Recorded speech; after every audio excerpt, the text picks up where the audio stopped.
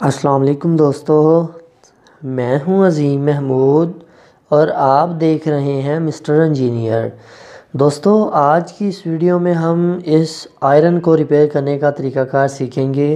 आज की इस वीडियो में हम ये देखेंगे कि आप किसी भी इस्त्री को किस तरह से रिपेयर कर सकते हैं।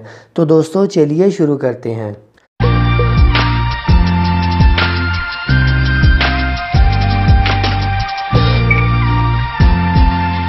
जी तो दोस्तों, इस्त्री को रिपेयर करने की मैं 2 से 3 वीडियोस पहले भी अपलोड कर चुका हूं।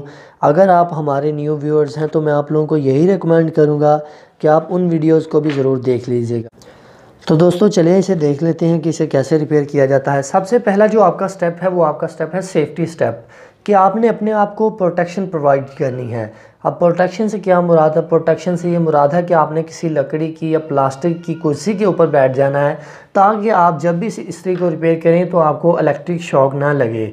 अगर गलती के साथ ये इस्त्री को आपके फेस को हाथ लग जाता है, अगर आपने लकड़ी की चेयर नीचे नहीं रखी होगी तो आपको इलेक्ट्रिक शॉक लग सकती है। तो उसके बाद जो दूसरा स्टेप है, आपने इस टेस्टर को लेकर इसके साथ अटैच करना है और ये चेक करना है कि कहीं ये शॉर्ट तो नहीं, यानी कि शॉक तो नहीं लगेगा आपको। ठीक है, ये शॉक नहीं है। तो मैं इसे उतार देता हूँ, तो मैं इसे खोल लेता हूँ। चूँकि ये डेड इस्त्री है तो मुझे इसके सबसे पहले इस स्क्रू को खोलना पड़ेगा, ये जो आपको नज़र आ रहा है। इसको खोल लेते हैं हम। वेल जी, तो दोस्तों इसे खोलने के बाद मैं ज़रा इसे साइड पर कर देता हूँ। ओह माय गॉड, इसके अंदर तो काफ़ी ज़्यादा काम ख़राब हो चुका है। आप लोग ये देख सकते हैं कि ये जो हमारे पास इस्त्री रिपेयर होने के लिए आई है, ये आपको वायर इसकी सेपरेट नज़र आ रही है। इस इस्त्री को खोलने से पहले ये तसल्ली कर लें कि आपका प्लग उतरा हुआ होना चाहिए। इसके बाद आप ये देखें कि ये जो इसके ऊपर इंडिकेशन के लिए एलईडी लगी होती है, ये बर्न हो चुकी है। ये देखें, इसकी एक टांग टूट चुकी है। इसके अलावा ये जो वायर है इसके अंदर मसला है, हाँ ये भी बर्न हो चुकी है। तो ये मेरे ख़्याल से ये गालबन शॉर्ट सर्किट की वजह से ऐसा हुआ है, कहीं से शॉर्ट सर्किट हुआ है आगे। तो मुझे इसे चेक करने के लिए अपने सीरीज़ बोर्ड की ज़रूरत पड़ेगी कि आया हमारी वायर ठीक है कि नहीं। अब जो इसके बाद का जो स्टेप है वो हमने ये चेक करना है कि इसकी वायर ठीक है कि नहीं। तो इसकी वायर को चेक करने के लिए मुझे इसकी वायर को नीचे उतारना पड़ेगा। ठीक है, आप ये देख सकते हैं कि इसकी वायर बर्न हो चुकी है, ये शॉर्ट सर्किट हुआ है आगे। तो अब इन सभी चीज़ों को थोड़ा सा साइड पर करने के बाद मुझे इसकी वायर को सबसे पहले टेस्ट करना है। वायर को चेक करने के मुख्तलिफ़ तरीक़ाकार हैं। सबसे पहला जो आसान तरीक़ाकार है वो आप सीरीज़ लैंप बना लें। आप लोगों को ये सीरीज़ लैंप नज़र आ रहा है, ये हमारे पास एक सीरीज़ लैंप है जो मैंने ऑलरेडी असम्बल किया हुआ है। इसकी वीडियो भी अपलोड कर चुका हूँ कि इसे कैसे बनाया जाता है। अब इसको टेस्ट करने के लिए सबसे पहले आपको जो वायर बर्न हो चुकी है उसे थोड़ा सा छीलना पड़ेगा ताकि आप ये देख सकें कि इस वायर का ये वायर ठीक भी है कि नहीं, कि आपको नई लगानी पड़ेगी। मगर मैं आपको ये बताता चलूँ कि आप नई लगा लें, वो ज़्यादा बेहतर है। तो कोशिश करें नई वायर लगाएं। तो वायर को छील लेने के बाद आपको करना ही है कि इसको टेस्ट करना है सीरीज़ लैंप के साथ। तो सीरीज़ लैंप के साथ टेस्ट करने का तरीकाकार ये है कि पहले एक साइड पर ये लगाएं चिमटी, और दूसरी साइड जो है वो इस इस्त्री के अंदर लगाएं। खुद को पहले प्रोटेक्शन प्रोवाइड करें। ये पहली वायर है, इसके साथ मैं अटैच कर रहा हूँ। यहाँ पर सीरीज़ लैंप नहीं ग्लो कर रहा। अब यहाँ पर अटैच करता हूँ तो आप ये देखें कि यहाँ पर ग्लो कर रहा है। इसका मतलब ये वायर ठीक हुई। अब ये जो दूसरी वायर है इसके साथ मैं अटैच करता हूँ और दूसरी गालबन यही होगी। हाँ ये देखिए, ये भी ठीक है। तो इसका मतलब ये हुआ कि ये हमारी इस्त्री बर्न होने के बाद जो है वो इसकी वायर टूट चुकी है। अगर तो मैं चाहूँ तो इसे भी इसी तरह से इसके अंदर लगा सकता हूँ, मगर मैं ये कोशिश करूँगा कि कस्टमर से पूछ लूँगा कि उन्हें नई वायर डलवानी है या इसी को ही रिपेयर करवाना है। मगर उससे पहले मुझे ये देखना होगा कि आया हमारी इस्त्री में तो कोई फॉल्ट नहीं आ गया। इस्त्री को चेक करने के लिए आपको करना ये होता है कि जो इसके पॉइंट्स लगे हुए हैं, ज़रा मैं आप लोगों को दिखाने की कोशिश करता हूँ। ये जो इधर वाला पॉइंट है, सबसे इधर वाला और सबसे इधर वाला, यानी कि सेंटर वाले को आपने छोड़ देना है। ये एलईडी के लिए होता है। ये इधर वाला और इधर वाले के साथ आपने दोनों वायर्स को अटैच कर देना है। तो मैं ज़रा आपके सामने इसको अटैच करता हूँ। तो कोशिश करें अपने आप को सबसे ज़्यादा प्रोटेक्शन प्रोवाइड करें, क्योंकि अगर आपको ज़रा सी भी वायर अटैच होती है आपके साथ तो आपको इलेक्ट्रिक शॉक लग सकता है। तो ये देखिए, यहाँ पर ग्लो कर रहा है ना मेरा लैंप, तो इसका मतलब ये है कि ये अब आप ये देखिए लैंप थोड़ा ग्लो कर रहा है। तो इसका मतलब ये हुआ कि जो हमारी ये जो इस्त्री है 1000 वाट की है, 200 वाट का हमने लैंप लगाया। तो मुझे इसके लिए इसे डायरेक्ट लगाना पड़ेगा, इसको इस्त्री को चेक करने के लिए कि आया ये हीट अप हो रही है कि नहीं। तो मैंने आपको दिखाया है ये शॉक नहीं मार रही है। मैं जब इसे लगाता हूँ तो कोई टेस्टर ग्लो नहीं करता, तो मुझे इसको डायरेक्ट लगाना पड़ेगा, तो मैं इसे डायरेक्ट लगा देता हूँ।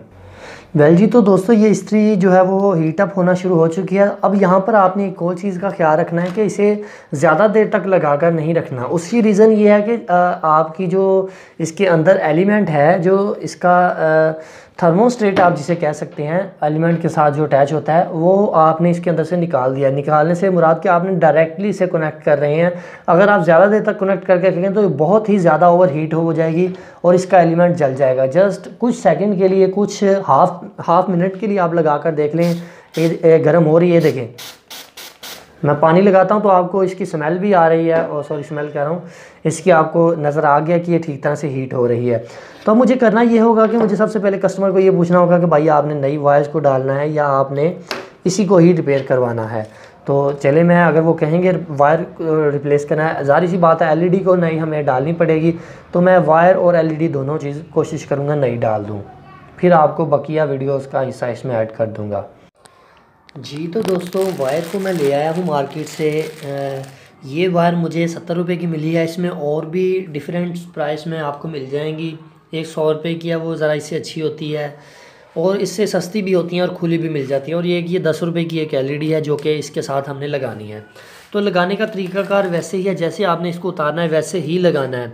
मगर मैं आप लोगों को फिर दोबारा से यहाँ पर बताता चलूँ, क्योंकि कुछ लोग इसे खोल तो लेते हैं मगर उनके लिए बंद करना थोड़ा सा मुश्किल हो जाता है। तो मैं ज़रा इसके सभी स्क्रूज़ को खोल लेता हूँ, फिर आपको बताता हूँ कि आपने कौन कौन सी जगह पर कौन कौन से कनेक्शंस को करना है। वेल जी दोस्तों, वायर को सबसे पहले आप खोल लें। खोलने के बाद आप लोगों ने एक चीज़ का ख्याल रखना है कि इस ब्लैक जो ये आपको नज़र आ रही है, इसकी हब या इसकी स्पोर्ट आप जिसे कह सकते हैं, इसे पहले डाल लें, क्योंकि अक्सर हम इसको भूल जाते हैं।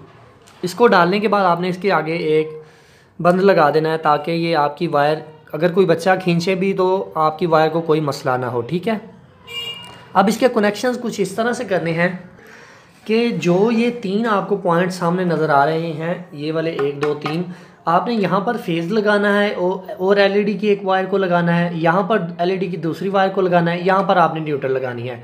ये ज़रूरी नहीं है कि आपको जिस तरह मैं बता रहा हूँ आपने ऐसे ही लगानी है। कुछ इस्त्रियों के उल्ट भी होते हैं।